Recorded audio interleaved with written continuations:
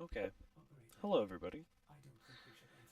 I don't have any complicated intro or anything, but few people have watched my videos.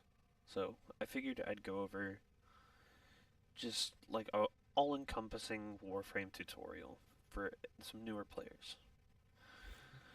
So the first thing I want to talk about is it doesn't matter really how you play the game as long as you understand some basic mechanics. And so I'm going to go over a few basic mechanics in this video. So for Warframes, a lot of Warframes do very specific things.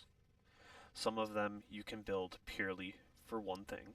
As you see here, I have a little bit of range, but I have a lot of strength. And that's because of the Warframe's abilities. This one has gotten subsumed, but I think... Oh, no, I changed them all. Never mind, sorry about that. But it's usually Elude, Lull, Desolate Hands, and Serene Storm for Baruch. Now, all of these have their own special thing. Elude basically gives you a Neo from the Matrix type of deal. Bullets come in you, they go through you, it takes off a little bit of your energy. Lull puts things to sleep, but with certain warframes like Baruch, you will have a restraint meter, which you have to turn all the way down in order to use his fourth ability. Now, the easiest way to do this is to use his first ability, his second ability, and his third ability. Like Lull, which puts them to sleep. When they wake up, you lower that meter a little bit. When you use your Desolate Hands, which are the little knives that float around you, they disarm opponents and make them bring out their melee, which also takes down their damage to you, and you also get a damage reduction buff with it. But on other frames, as you can probably tell, it's going to be different. Like, I'm going to do a polar opposite, just so that everyone can get like a broad picture here. As you can see, I have a ton of warframes. These are, you can get all of these for free. Every game, you usually have to pay for some of these stuff, but for some of these, you just don't. Like Haro, right here, this guy, you would have to put duration, maybe a little bit of power, strength, range. This one's made for his third ability, which is thurible, so every kill, your whole team that's in your circle gets energy. That's what I built this specific version of him for. I didn't build him for anything else, just for to help newer players. And then like stuff like Loki is really out of meta currently because he's a control. But as you can see, invisibility, you want to build him for a little bit of duration. You want him for a lot of range. You don't need to put like any power strength into him because he has no damaging abilities. You just want to focus on, as you can see, the radius. You want a little bit of efficiency, so you take down the drain of your energy, and so on and so forth. And then, I forgot to bring it out, but I want to put it, because this is my brute class. So my upgrades, these are called arcanes. You can get arcanes by defeating the big alien things on the plains of Eidolon once you complete the second dream storyline. And you can get it from the Jade Elevator that was the mission, but I'm pretty sure it's still a tile set that's around. I'm just not positive where it is. So all you would have to do is collect some of these, and they'll all be like this to start out. As you can see, when you collect a certain amount of them, as it says 1 out of 3, if I were to have 3 out of 3, like this Arcane Fury, you can hit upgrade and hit yes, and it'll add 1 tick to the bar. And now that we understand that, we can tell that each one of these is obviously going to have a different outcome. So Arcane Energize, of course, it involves energy, as in the title. It'll give you plus 60% chance with replenishing this amount of energy to you and all of your allies within a certain radius, and it has a cooldown. Every one of these has its own unique ability, so make sure to look up what you need before you try and go and farm it, because they don't all drop from one thing. As well as like the Augur Reach and stuff. All of those mods come from certain tile sets. Make sure you research, then go grind it for yourself. If you have the platinum for it, you can go down here, go to the trade chat, And as you can see, you can click on these links as well, and it'll pull up the exact thing that you're looking for. Or if you're interested in something that you're looking at. Like ribbons, you don't have to worry about those till you're later down the road. This is just an all-encompassing guide for now. Okay, this, as you can see, if you've seen this weapon before, this is a little bit different of an icon. That is because it has an incarnate form. That is very later down the road once you've completed a lot of the main storyline. I'm pretty sure you have to complete the Zaraman quests for this. But if you go to upgrade, you're going to start to see all of these numbers, and it's going to be really confusing, and you're not going to know what you're going to do. So, first off, we're going to go to something that doesn't have anything on it. We're going to hit B, and I'm going to hit Y. So these are all of your base values. You have a 23% status and 35% crit chance. Now, the golden rule of thumb when I mod something is the higher status chance or crit chance is what you want to try and focus most of your effort into. And if the other stat is 25 or close to 25, you also want to put effort into it as well, because you can use a dual typing. So you can use a lot of crit chance and have 25% status, or you can have a really good crit chance and a decent to good status chance, which would look something about this. As you can see, 50 status chance, it's kind of bad, but I have it. It'll also help me bring out more damage because I'm running a viral build. And also, each one of these prices right here, if I were to go, you get these 50/50 mods from doing bosses and stuff, like rhyme rounds. If I were to put a rhyme rounds, and let's say a thermite rounds, that would give me blast damage, as well as toxin. As you can see, they all do different things. And you also get a little description when you hover over these, I'm pretty sure. Yes, right here. As you can see, it shows what they do, it shows what you can accomplish with them, and that basically goes for all secondaries as well, besides certain secondaries, like the Epitaph. They have unique traits, and another one of my favorites, the Kuganukor, which shoots a little beam, it does a lot of status, and it spreads it very quickly. The Kuvanukor can also have up to 4 stacking status effects. So you can go corrosive and heat to reduce armor by a lot, and you can also do radiation and magnetic for, let's say, your sentient enemies or something that you're fighting, or Organ. No, the Murmur, they changed it, my bad. And magnetic for shields, which is also a very good time. This covers more area in my opinion, but it's just down to personal preference at this rate. Now to melees, you have the same stats, the same set of stats as, let's say, a gun. But you have to make sure when you're doing this, you have stuff like Blood Rush, which doesn't automatically show you on this damage, or Galvanized Steel when you get down to these mods. So it'll automatically add that crit chance for your combo multiplier or how many kills you get, and it'll stack and keep its own timer. As soon as that timer runs out, you lose that buff, and it no longer applies to you. Some weapons, like I said, have special conditions, like this one, the Burning Hate mod. When hate damages an enemy inflicted with heat, they become vulnerable 120% more to status. So that basically means everything on this little board, it hits harder and does more damage.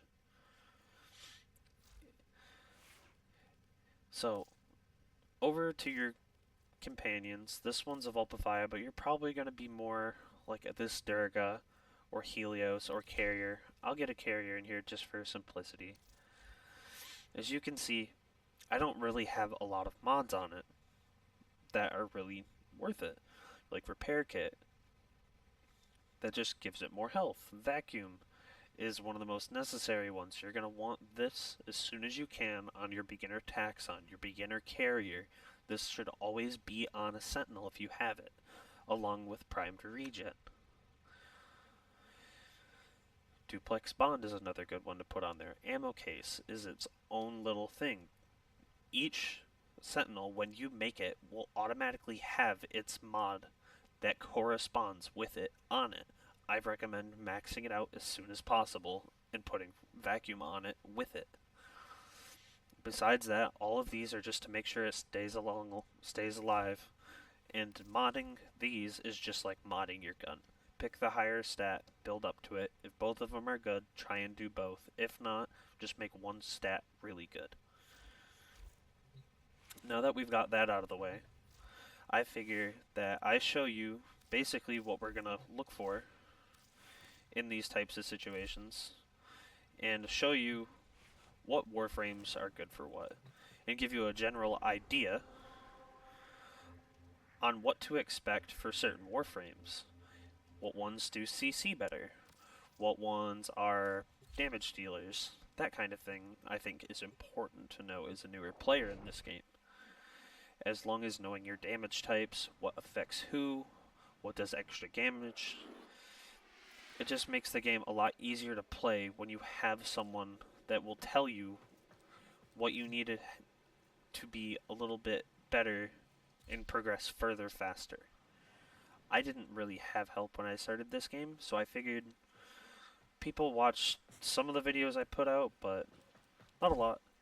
So we're just going to do this. Pause AI, simulate. So Baruch's first ability, I changed to be Haro's first ability. So it changed them up. Since I have high power strength, it gives me a lot of shields. That's my cat. I should turn that off. My bad, I am sorry. But we're going to take Kurma off here for a second. That's one of the better pets in the game. It acts like a warframe, but we'll get back to that. So as you can see, the third ability takes it away. I put them all to sleep. As you can see, that little restraint meter goes down by a lot. They wake up almost instantly. Do it again. Chunks it down again.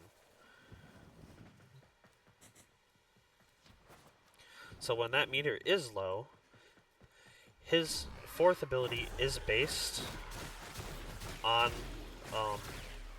combo count. So you're going to see the damage go higher and higher the more combo I have. And also, his combo does help it a little bit. I think it transfers to... No, it doesn't transfer to melee. I'm being weird, but I know one of the warframes does. I'm not exactly what one. As you can see, we went from doing 24k to now 600 to 120. But like now, I'm going to switch different frames. Like let's say Volt. Now Volt's a different frame completely. He's not a one target wonder. He can be an all-round frame if you really need him to be. But range 250, strength 125. I know what build. This is my CC build for Volt. You can also do Speed Volt, which makes him really, really, really, really fast. And you can do the Eidolon Hunting Volt too, as well. As you can see, he is a crowd controller based on just how much damage he puts out in a wide range. I'm pretty sure I can go all the way like over there too. But the more hits he gets, the better it hits there. That's basically all you need to know for CC frames. Except for something like Equinox. And then you have stuff like Rhino, which may not be the end-all be-all, but he is one of the best tanks in the game currently.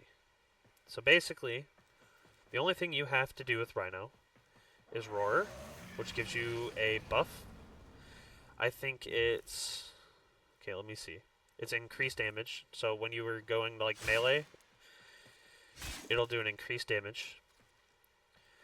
Then I have his augment on.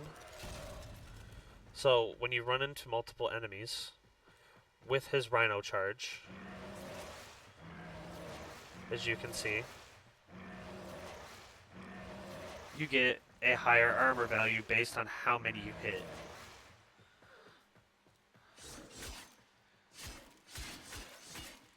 Consistent damage in this game is basically all you'll ever want. And then he also has his fourth ability, which is called Stomp. It takes them in the air for a few seconds. They'll stop. They'll float for a minute. And then you'll be good. But there's a lot of frames in this game. And it's really not enough to go through every frame in detail. You have to figure out what you enjoy, what you want to do with the time that you play Warframe. There isn't one correct way. Don't let people go around and tell you, oh, this frame's bad because this, and this frame's bad because that. Why are you using that? We're doing this. I'm going to say this as an old head Loki main. And I'm also going to say this as someone that has played Baruch since he came out, and everyone said he was garbage, and I have been maining him ever since. Before he even got his augment. After he got his augment, he was great. And as a person who also played the literal most hated character in the game, since he unlocked him almost, before Baruch came out to quit, I can't even remember where he is. Let me look for him. I'll give you. Everyone knows who it is. This one right here. Everyone hates this man. I mained him for like 3 years. I played him so much. And I got told that nothing good was ever going to come out of it. But Limbo is also pretty fun. You basically just say stop, and the whole world goes, okay. But you can't play him wrong is the problem, because then everyone gets mad at you. So basically, this is a big area Limbo. People just don't like it when you use his first ability for spamming people. So if you ever run out of stasis, just tap it twice.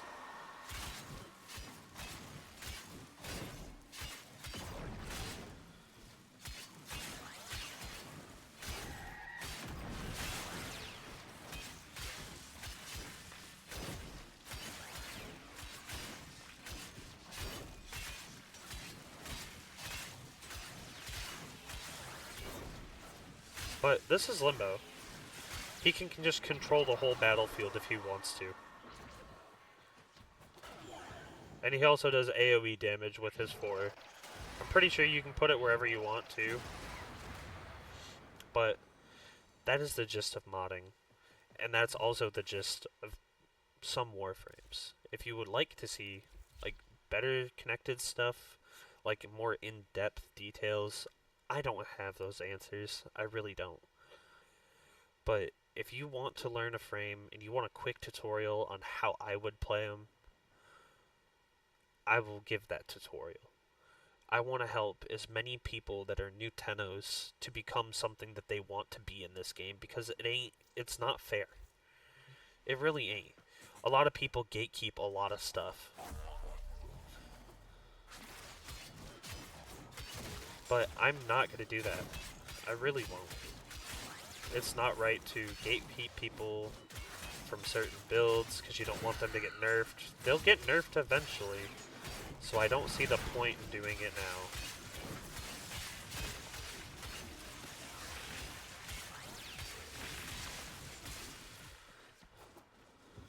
But anyways, if you enjoyed it, sub.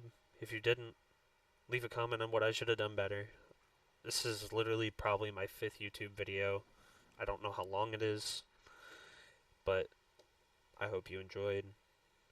If you would like, let me know what Warframe you want me to exactly cover, or a weapon, or something to try out. Just let me know. If I have access to it, I'll do a video on it. Just a little short one. Not as big as this, hopefully. But anyway, stay long. Hope y'all have a great day. And this has been 99, so Have fun.